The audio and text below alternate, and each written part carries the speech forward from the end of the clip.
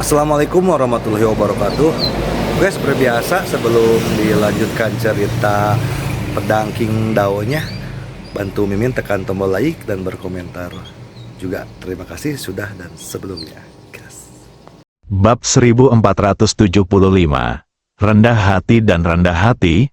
Ye Guan menghampiri lelaki baik hati berjubah brokat itu dan berkata sambil tersenyum, "Siapa namamu, saudara?" Pria berjubah brokat berkata, "Mu Sanhe."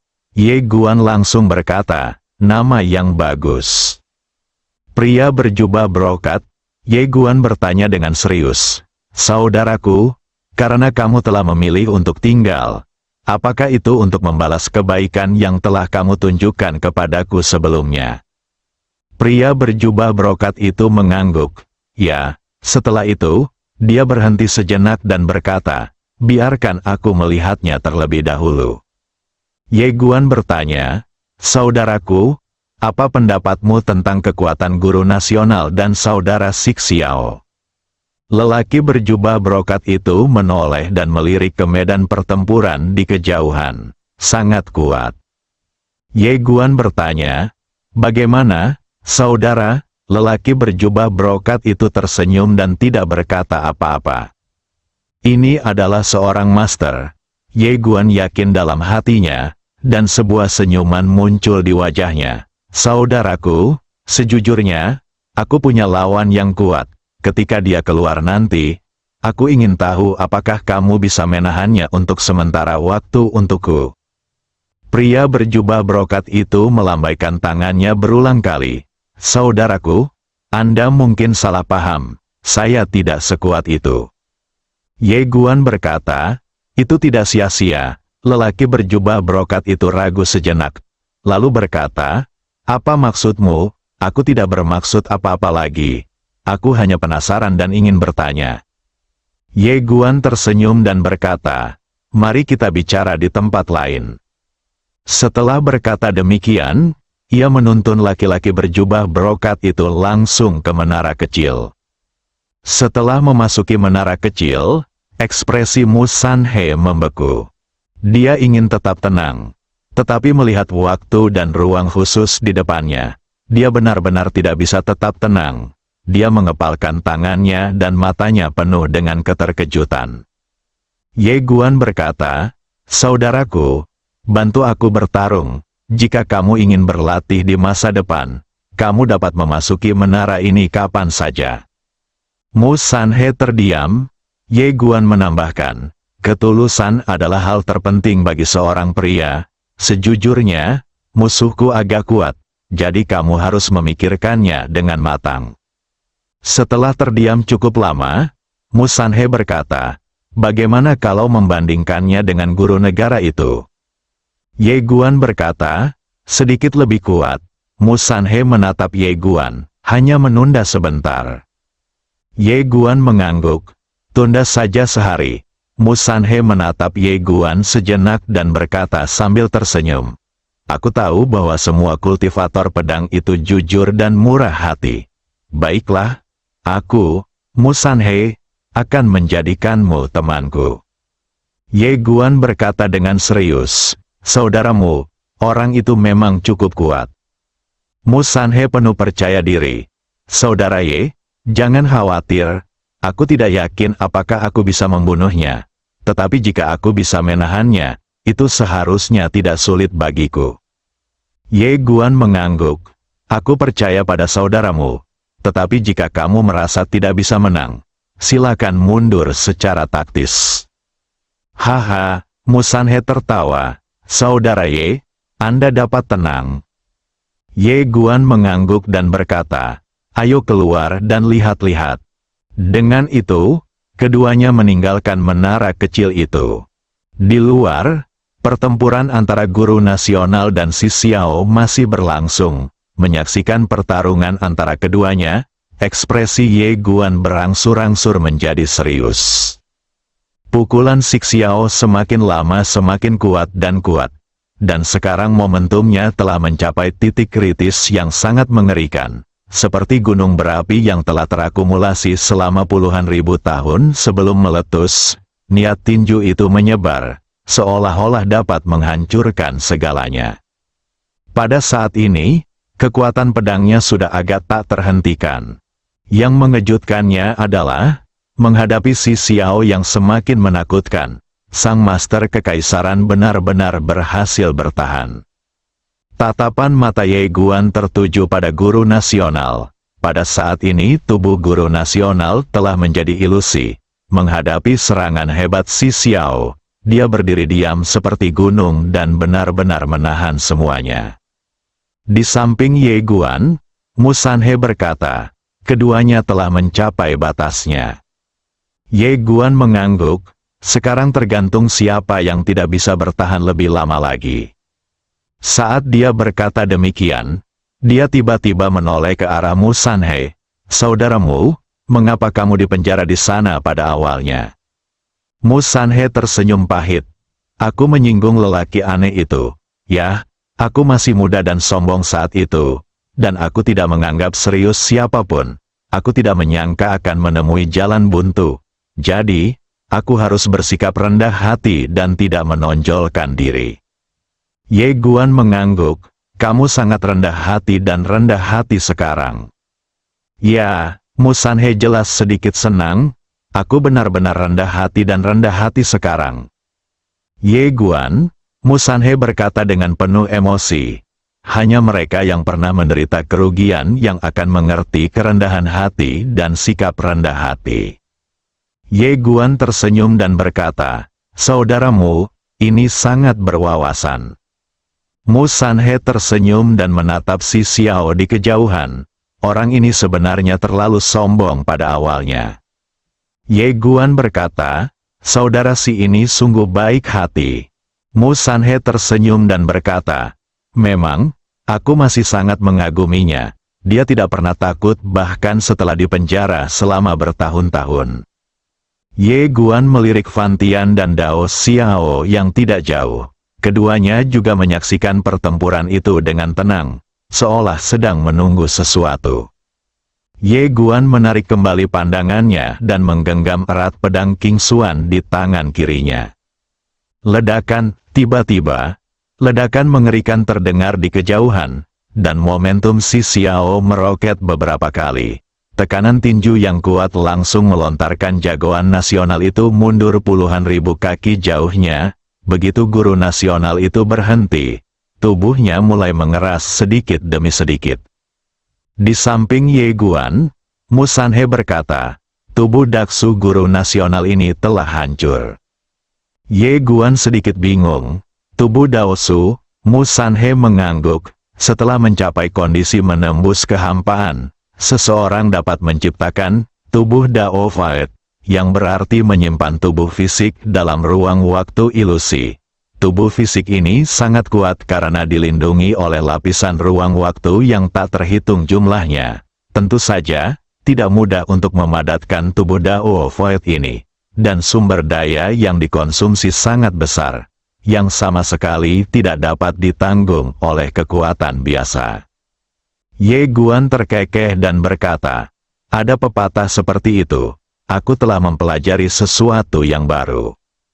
Mu Sanhe memandang guru nasional di kejauhan. Namun, orang ini seharusnya memiliki kartu truf lain. Ye Guan menatap guru nasional. Meskipun tubuh Daksu guru nasional telah hancur saat ini, ekspresinya tetap tenang. Dibandingkan sebelumnya, niat tinju si Xiao telah mengalami perubahan yang mengguncang bumi saat ini. Di alam penghancur kekosongan, secara alami ada orang yang kuat dan lemah, dan orang-orang seperti Si Xiao dan Master Nasional tidak ada gunanya. Si Xiao menarik napas dalam-dalam, lalu tertawa dan berkata, rasanya sangat enak, sangat enak. Sang Master Kekaisaran juga tertawa, memang menyegarkan. Si Xiao menatap guru nasional itu. Dan dia perlahan mengepalkan tangan kanannya. Dalam sekejap, niat tinju yang tak terhitung jumlahnya tiba-tiba muncul di seluruh wilayah. Niat tinju itu menyebar dari langit dan bumi bagaikan gelombang pasang, dan sasarannya adalah Si Xiao. Di bawah tatapan semua orang, kekuatan tinju yang tak berujung mengalir ke tubuh Si Xiao seperti sungai, dan auranya tiba-tiba melonjak liar lagi. Mu Sanhe berkata, sudah waktunya untuk menentukan pemenangnya. Ye Guan menatap Si Xiao lekat-lekat. Di kejauhan, guru nasional perlahan menutup matanya dan merentangkan tangannya. Tiba-tiba, sinar cahaya rune emas jatuh dari langit dan bumi. Jumlahnya hampir 1 juta. Di samping Ye Guan, Mu Sanhe berkata dengan kaget, ini, meminjam Tao dari segala zaman. Ye Guan menoleh ke arah Mu Sanhe, semua era. Mu Sanhe melirik Ye Guan dengan bingung.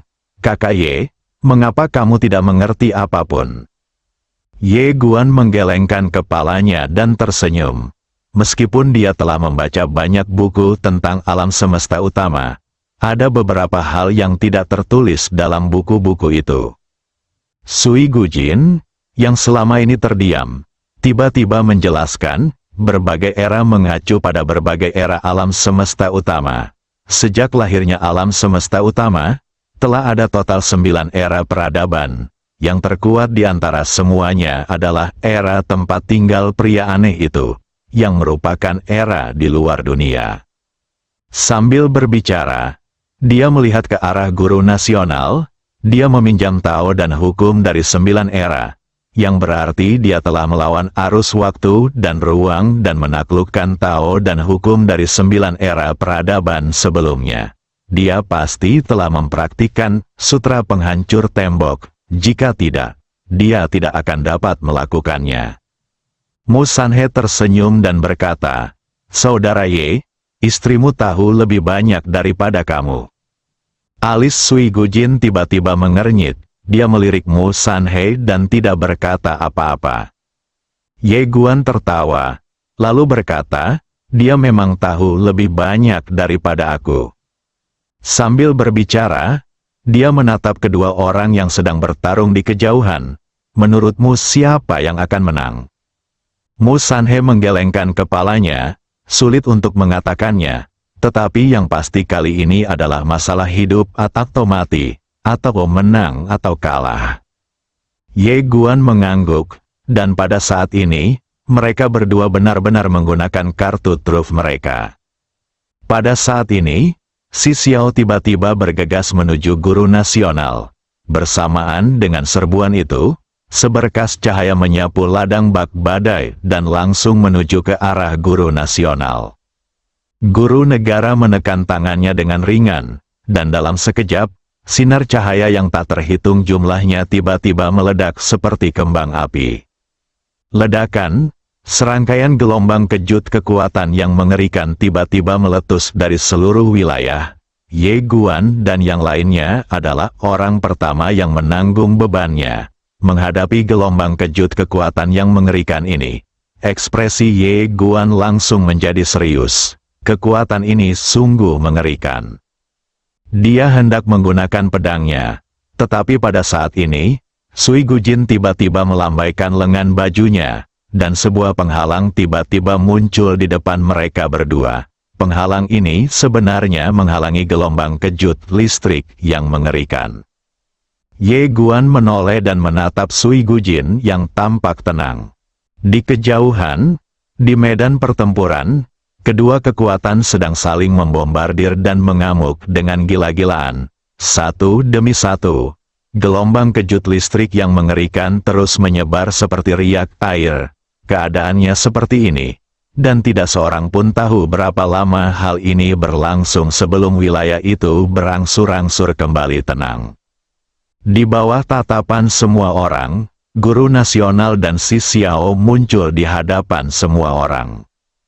Pada saat ini, tubuh fisik keduanya telah lenyap sepenuhnya, yang tersisa hanyalah jiwa yang ilusi. Sama-sama cocok, sang master kekaisaran memandang Si Xiao yang duduk di seberangnya dan terkekeh, hebat. Si Xiao menatap master kekaisaran, kamu juga sangat kuat. Guru nasional itu menggelengkan kepalanya, kekuatanmu belum pulih ke puncaknya. Jika pulih ke puncaknya, aku akan kalah. Si Xiao tidak mengatakan apa-apa. Dia menoleh ke arah Ye Guan dan berkata, "Aku membantumu dalam pertarungan ini. Sekarang, kita tidak berutang apapun kepada satu sama lain." Setelah berkata demikian, dia berbalik dan berjalan pergi. Mau pergi? Pada saat ini, Dao Xiao dari garis keturunan Dao Chang tertawa. "Aku sudah bilang padamu untuk tidak ikut campur sebelumnya. Tetapi kamu bersikeras untuk ikut campur. Sekarang kamu ingin pergi. Bukankah sudah terlambat?"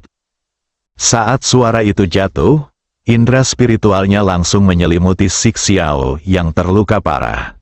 Pada saat yang sama, suatu kekuatan yang mengerikan sudah menghancurkan posisi Si Xiao. Bab 1476, mengajarimu cara menjadi orang baik. Namun, pada saat itu, tiba-tiba terdengar suara pedang dari kejauhan. Seketika, sebilah pedang melesat di udara, dan seketika itu juga melenyapkan kesadaran yang melolong itu. Dao Xiao menoleh dan menatap Ye Guan di kejauhan. Agak terkejut, dia tidak menyangka Ye Guan mampu menghancurkan kesadarannya hanya dengan satu pedang.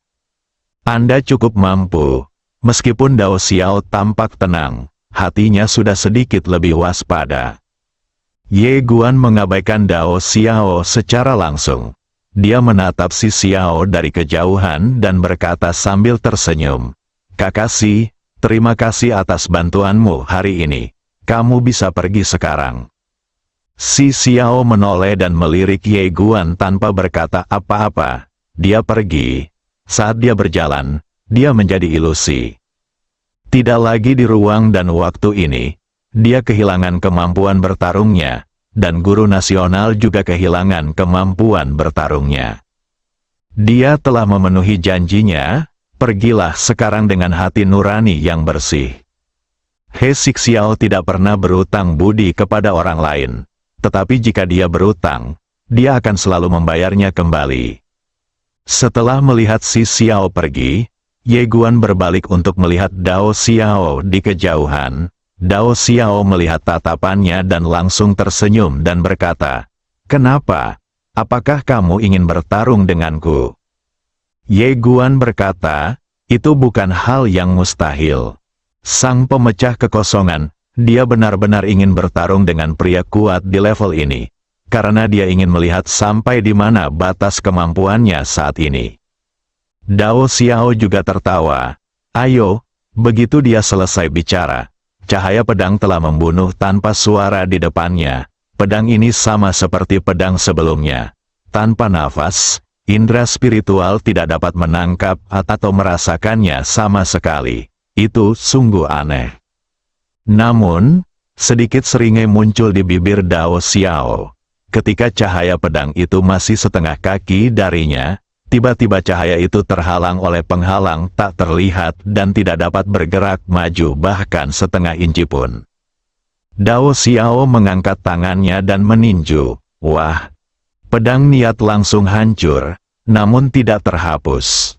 Melihat lawan tidak mampu mematahkan pedangnya, Ye Guan tertawa dan melangkah maju. Cahaya pedang langsung mencapai bagian depan Dao Xiao. Tiga kekuatan garis keturunan melonjak bersama. Pada saat ini, aura Ye Guan meroket pesat, dan kekuatan pedangnya meningkat beberapa kali lipat dalam sekejap. Menghadapi pedang Ye Guan yang menakutkan, Dao Xiao mencibir, dan tubuhnya tiba-tiba menjadi ilusi. Tubuh Taoxu. Dia tidak menghindar atau menghindar, membiarkan pedang Ye Guan menembus dadanya. Wah, tubuh Dao Xiao bergetar hebat, tetapi dia berhasil menahan cahaya pedang. Dao Xiao menatap Ye Guan dengan dingin dan bertanya dengan nada provokatif, "Hanya itu?" Setelah berkata demikian, tiba-tiba keluarlah suatu kekuatan yang amat dahsyat dari dalam tubuhnya. Seketika itu juga membuat Ye Guan terkejut dan terpaksa mundur dengan dahsyat. Setelah Ye Guan berhenti, dia menatap Dao Xiao. Pada saat ini, tubuh Dao Xiao hanyalah ilusi. Tubuh Taosu, jika seorang Void Breaker telah mengolah tubuh Void Taoist semacam ini, dia akan menjadi tak terkalahkan dibandingkan dengan orang-orang di alam bawah. Suara Mu Sanhe tiba-tiba terngiang di benak Ye Guan. Kakak Ye, ilmu pedangmu sangat hebat, tetapi kemampuan daomu tidak cukup baik untuk menghancurkan tubuh orang ini.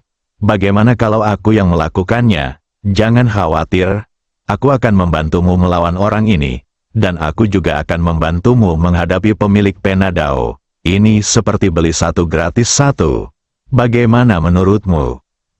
Ye Guan melirik Mu Sanhe dan berkata sambil tersenyum, tidak apa-apa, aku akan mencoba lagi. Setelah berkata demikian, dia kembali menjelma menjadi seberkas cahaya pedang dan menyerbu langsung ke arah suara lolongan itu. Ketika dia tiba di depan Dao Xiao, pedang di tangan Ye Guan telah digantikan oleh pedang King Xuan. Melihat Ye Guan mengganti pedangnya, Dao Xiao tidak melawan kali ini, melainkan menunjuk dengan satu jari, dan cahaya hitam aneh mengembun dari ujung jarinya. Dalam sekejap, Ye Guan kembali terkejut. Tetapi cahaya hitam di ujung jarinya juga ikut hancur. Bukan hanya itu saja, seluruh lengannya retak. Melihat pemandangan ini, Dao Xiao langsung mengerutkan kening. Mu Sanhe menatap pedang King Xuan di tangan Ye Guan dan berkata dengan lembut, pedang ini luar biasa, pemilik yang menciptakan pedang ini mungkin lebih kuat dariku. Pada saat ini, mata semua orang tertuju pada pedang King Xuan di tangan Ye Guan. Mereka semua sedikit terkejut, karena pedang ini benar-benar dapat mematahkan tubuh Daksu. Master Kekaisaran menatap pedang di tangan Ye Guan, dan sedikit kekhawatiran muncul di matanya, karena pedang itu luar biasa kuat. Penghinaan dan sarkasme di mata Dao Xiao sekarang benar-benar menghilang. Dia kuat, tapi tidak bodoh. Tentu saja, kami tahu bahwa akan sangat bodoh untuk meremehkan musuh saat ini. Ye Guan memegang pedang King Xuan di tangannya. Pada saat ini, dia merasa tak terkalahkan lagi. Dia menemukan bahwa pedang ini tidak dapat digunakan sering, tetapi ketika dia menggunakannya sesekali, kontras yang dihasilkan sungguh menyegarkan. Ye Guan tiba-tiba menghilang dari tempat itu, tertawa. Pedang itu menembus ladang, dan di mata semua orang yang tercengang, mereka melihat retakan samar muncul dalam ruang dan waktu di ladang. Ruang dan waktu di sini diciptakan oleh pria aneh itu. Master nasional sebelumnya dan Si Xiao bertarung begitu lama tetapi gagal menghancurkan ruang dan waktu di sini. Tapi sekarang, pedang Ye Guan benar-benar membuat retakan di ruang dan waktu di sini. Dao Xiao juga sedikit terkejut, tetapi tidak punya waktu untuk memikirkannya, karena pedang Ye Guan sudah mencapai dirinya. Dia melambaikan lengan bajunya, lalu sebuah kekuatan yang dahsyat dan bergelombang menyapu keluar. Akan tetapi, saat kekuatan ini menyentuh pedang King Xuan milik Ye Guan, pedang itu hancur berkeping-keping. Pedang itu langsung menusuk dan memotong Dao Xiao.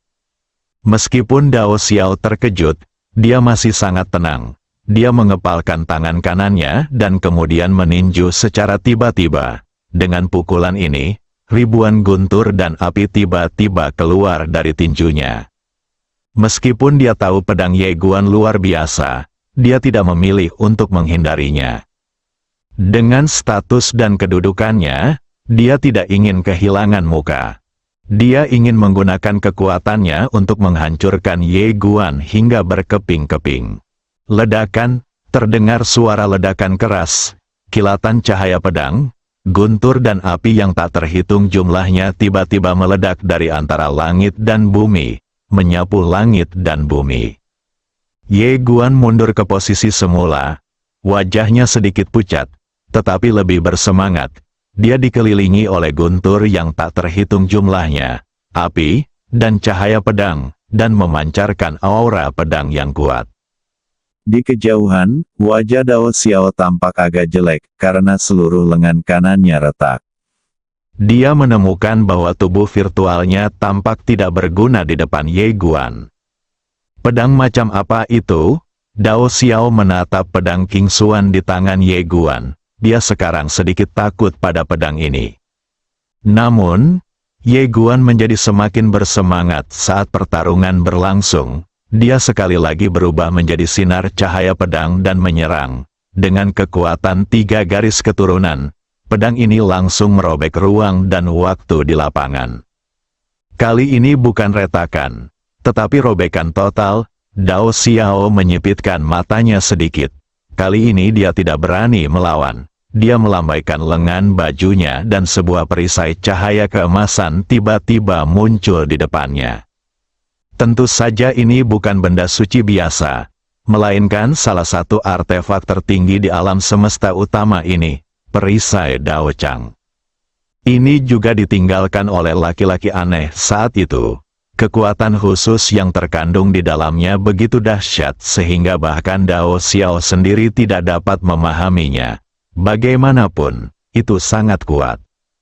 Ye Guan menebas perisai Dao Chang dengan pedangnya, dan kekuatan dahsyat itu menyebabkan perisai Dao Chang bergetar hebat. Dao Xiao tertawa, karena perisai Dao Chang tahan terhadap pedang King Xuan Ye Guan. Namun tak lama kemudian, senyumnya membeku. Tiba-tiba, retakan yang tak terhitung jumlahnya muncul pada perisai itu. Dao Xiao tiba-tiba terkejut, tetapi pada saat ini, Ye Guan menebas dengan pedang lainnya. Wajah Dao Xiao tiba-tiba berubah. Dia segera menyingkirkan perisai Dao Chang dan berulang kali mundur untuk menghindari serangan tajam itu. Perisai ini tidak dapat dihancurkan di sini. Pedang Ye Guan menebas ke udara. Dia menatap Dao Xiao yang telah mundur ribuan kaki jauhnya dan bertanya, "Mengapa kamu berlari?" Kata-kata ini langsung membuat wajah Dao Xiao menjadi gelap. Dao Xiao mengepalkan tangannya dan ingin menyerang. Tetapi pada saat ini, sebuah suara tiba-tiba datang dari samping. "Kamu tidak bisa membunuhnya." Saat suara itu jatuh, ruang dan waktu di samping Dao Xiao tiba-tiba terbelah, dan kemudian seorang pria perlahan berjalan keluar. Pemilik Avenue Pen, setelah Master Dao Pen keluar, tatapan matanya langsung tertuju pada Ye Guan dan Sui Gujin, lalu berkata sambil tersenyum, "Hebat, hebat, kalian berdua benar-benar bersekongkol." Ye Guan berkata dengan tenang, "Lama tidak berjumpa." Sang Master Dao Pen menatap Ye Guan dan berkata sambil tersenyum, "Sungguh menakjubkan. Kau telah memanfaatkan waktu yang diberikan Sui Gujin untukmu dengan baik. Namun, aku lebih penasaran, apakah kalian berdua melakukan ini demi keuntungan atau karena perasaan kalian terhadap satu sama lain?" Sui Gujin tampak tenang dan tidak mengatakan apapun. Ye Guan tersenyum dan berkata, "Apakah itu penting?" Pemilik Avenue Pen tertawa, "Saya hanya penasaran." Ye Guan berkata, "Itu bukan urusanmu." Pemilik Pena Avenue sangat kesal. "Kamu menjadi semakin tidak beradab. Dasar bodoh." Ye Guan berkata, "Aku ingin mengatakan sesuatu yang lebih jahat kepadamu." Pemilik Dao Pen tersenyum dan berkata, "Aku suka caramu menatapku dengan tidak senang, tapi tidak bisa berbuat apa-apa padaku. Haha." Ye Guan tersenyum dan berkata, "Aku juga suka melihatmu berlutut." Pemilik pena Daobi membeku sambil tersenyum. "Jika kamu punya nyali, jangan minta bantuan." Ye Guan berkata, "Aku tidak memanggil siapapun, kakekku keluar sendiri." Pemilik Avenue Pen itu tertawa, "Dasar anak nakal, kau benar-benar menjebakku dan ingin kakekmu membunuhku. Sayangnya, kau masih terlalu naif." Ye Guan tersenyum dan berkata, "Mengapa kita tidak bisa bekerja sama?" Sang Master Dao Pen bertanya, "Mengapa? Apakah kamu ingin mengetahui niatku?" Ye Guan menatap pemilik pena Dadao tanpa berkata apa-apa. Master Dao Pen berkata sambil tersenyum, "Kamu masih terlalu muda sekarang, dan kamu tidak tahu apa yang sedang kita perjuangkan. Itu tidak benar.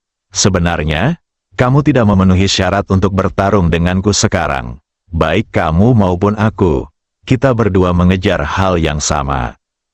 Sambil berkata demikian, dia tertawa, "Tidak, aku tidak dapat memberitahumu, haha." Ye Guan menatapnya dan berkata, "Karena kamu ingin bermain, mari kita bersenang-senang." Sang Master Dao Pen tertawa dan berkata, "Baiklah, mari kita bersenang-senang. Kali ini, aku akan menghajarmu sekeras-kerasnya hingga kau berlutut dan memohon belas kasihan, seperti yang dilakukan ayahmu dulu. Haha."